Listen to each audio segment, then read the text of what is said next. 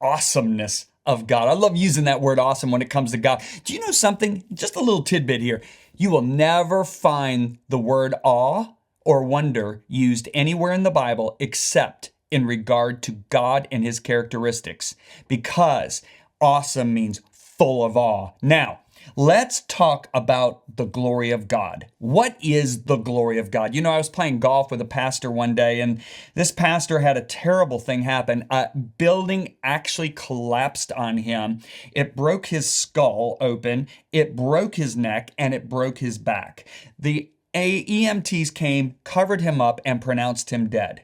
Well, as you know, I wouldn't be playing golf with him if he stayed dead. He actually came back to life, and he said that the pastor, because he was actually in another church, when he saw him come back to life, went white as a ghost, and he said, I never saw him again. But anyway, I said to him, we were about the 14th hole, and I said, hey, Pat, can you tell me what it was like when you saw Jesus, when you died, when that building fell on you? Well, that pastor, who was a really tough man, started crying on hole 14, and he cried all the way through hole 17, and it wrecked his round of golf. But it greatly blessed me. He said, John, I left my body. I didn't feel any pain when that building fell on me. And he said, all of a sudden, I saw a light, and I was being rapidly brought before that light.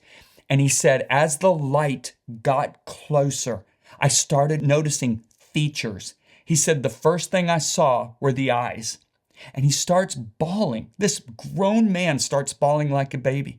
He said, those eyes, I knew that those eyes saw every cell of my being.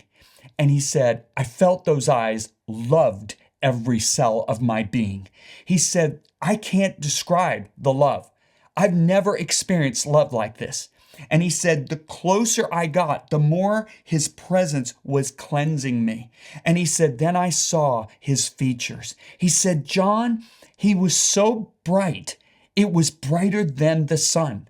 He said, I don't know how to explain it. I could look at it. It didn't damage my eyes, but yet it was brighter than the sun. Well, that's exactly what Paul says, that Jesus dwells in unapproachable light, who no man has seen or can see. And when he says no man, he's talking about somebody in the flesh.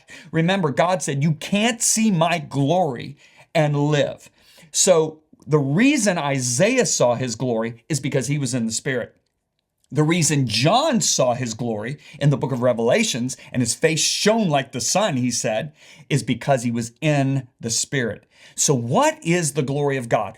Moses said to the Lord, show me your glory. Now, when he says glory, he's using the Hebrew word kabod, which means majesty and honor. It's actually the weight of something. So it's the weight of the majesty and honor. So he's saying, God, show me your full weight of your presence, the full weight of your being.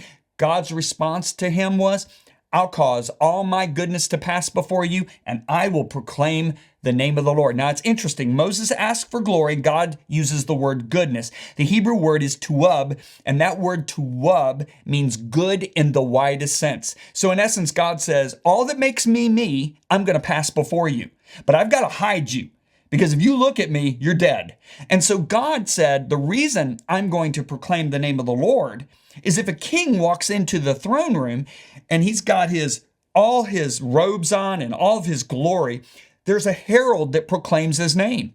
And then the trumpets blow and the king comes in. There's no mistake who's king. But if that king is walking on the streets of his country with just a polo shirt on, he's just got no assistants around him, and he's just strolling down the street, you might miss him. That's why the guys on the road to Emmaus were talking to Jesus after he was raised from the dead. They didn't recognize him. Why? Because he wasn't in his glory. But when John saw him in his glory, he fell down like one who was dead. Let me tell you, this is the one that when Isaiah saw him, he's not crying out, woe to the sinners anymore. He's crying out, woe is me. Because he realized how awesome this God is that he is serving. And he realized who he was before this awesome God. Now, this awesome God is chosen to be our Father, but we can never lose sight of how great and how majestic he is.